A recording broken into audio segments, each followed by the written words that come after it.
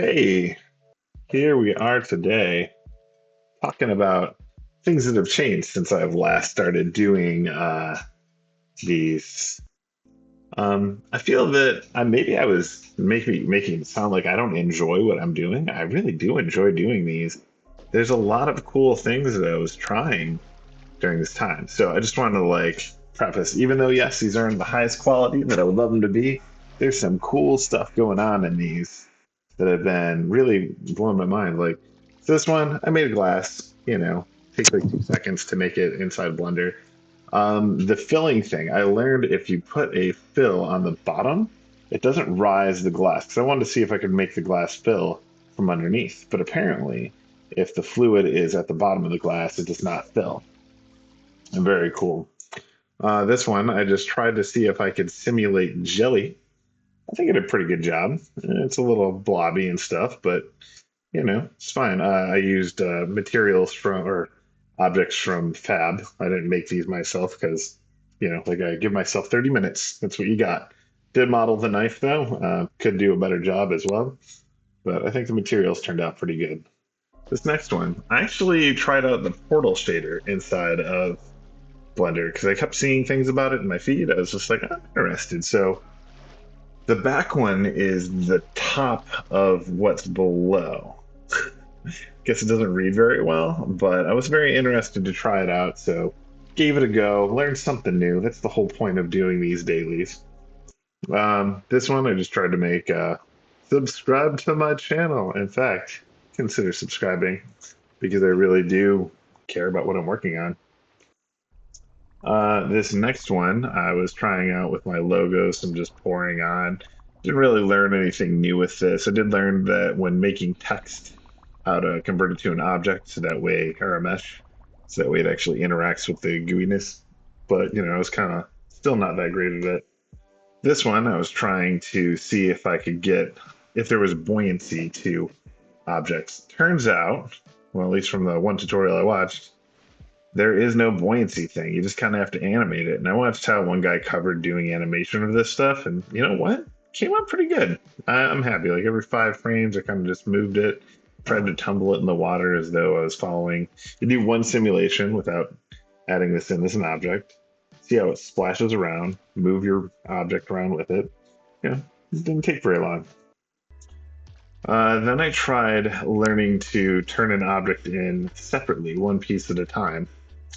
And since I wanted it all to go through, the reason it's looking kind of cool is because I raised the floor up just a little bit and it's not interactive. So you kind of get this like black, you get the splash waves are going through the plane, but not really there. I don't know. I thought it looked really cool. So I was just like, I'm leaving that.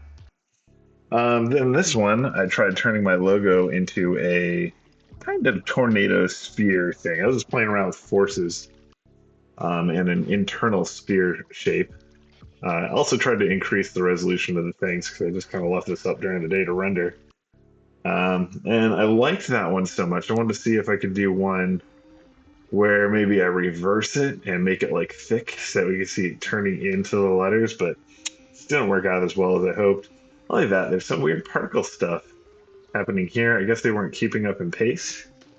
So that one, not my best, but still learning. Like I said, these are all for learning fate reasons. Then this one is actually I was watching what with my wife. I was watching it's that show where people have their office and Severance. There we go. We were watching Severance and this guy he like had these paint visions from his own life oozing off the ceiling and stuff. And I'm like, man, I haven't made one that just kind of ripples down the wall like that. So I learned about sheeting, which is a way to make it so they stay in this more appealing look for blobs. I'm surprised I never turned sheeting on before. Probably would have helped a lot of other things that I was doing. Like here, if I had turned on sheeting through this one from past, I wouldn't have these like sprays coming off the edge. So, that's that. Then this one, I tried doing an outflow. I tried to see if I could get my word to suck it up. Didn't really work as well as I hoped. I used a little bit of a force of the shapes, as well as an outflow of the shape of my text. It's not ideal, but I experimented with it, and I think it turned out as well as it was going to be. The next one, I figured, well, let's go into Fab, grab some rocks, make ourselves a river. I have never made a river after all this time of all these water sims. This is my 28th water sim. Never thought to try to make a river. Um, I kind of did it in boxes, to like send the flow. I made one box just really crappily, and then I was like, I want it to look pretty, so I went and grabbed some Fab stuff. And as you noticed right here, it's kind of going through because I didn't really line up the Fab objects as well. I think I used like one object 6 times because I just wanted to see what it would look like. That's on me. I could have caught that if I had looked at the preview a little longer before just telling it to render. But I did like the way that kind of came out. Then the next one is this. I was trying like a shower head kind of thing and a funnel because I was like, well, when you run the shower, you're gonna have a funnel that goes in. Not, I did not know that if you fill fluid, I didn't think about this. If you fill a container too fast, the air pressure will push it shooting straight up because it filled up the area too fast and it's splashing with all that force. So you get this cool air burst bubble popping out, and I was just like, man, that's really cool. I might try some stuff with that later, just learning about water physics in general. This simulation was pretty eye-opening. I had like a donut down here that like tried to clean up the mess so it wouldn't just fill in with the bottom with fluid. But I really love the way that this all worked out. And then that comes to today's, where I literally took that same one and I just wanted to, how do I put it? I wanted to see if I moved it in a certain way, if just with some shaking, if I could get it to flow and kind of feel like music was pushing the flow of the fluids. That was an experiment. I might try this one again, maybe differently, but I have it pushing in the X and Y direction. Z is up and down too, if you're curious why. And I'm still seeing some blobs. I did only this at 100, resolution of the blobbies or whatever. Nothing crazy. So if I had done it at a higher one, I'm sure they would have strung together better or not chopped up so much. But I think this one was really also very cool. I am happy with the work that I'm doing on these. I just wanted to share the update. This is after 1 month of doing fluid simulations every day, just for the heck of it. I have been thinking because I have another machine that has Blender, and I barely am using it. Maybe I'll do some smoke sims, but I think I'm going to do that after the vacation my wife and I are about to take. So there is going to be a pause on these, not because I can't, but because I really do want to make 100 of these. I think if I did 100 of them, no one would question whether or not I can do fluid sims. I think that'd be kind of a cool thing to just be like, I mastered it. I did 100, And maybe I'll do the same thing for smoke and fire and stuff like that. I think I want to try to do some um, particle effects in that nature. Anyway, so that was kind of my share of what I've learned after 30 days of fluid sims. I've definitely evolved from the first one where I just kind of literally took it and put it in there. I didn't even do sound effects back then. I did get a water sound effect pack from a humble bundle, and it really did help me get some fluid sounds happening. Like here, like this. Like here, if I turn up the volume on this, you'll see. It comes in, it goes. Whoosh. I love it.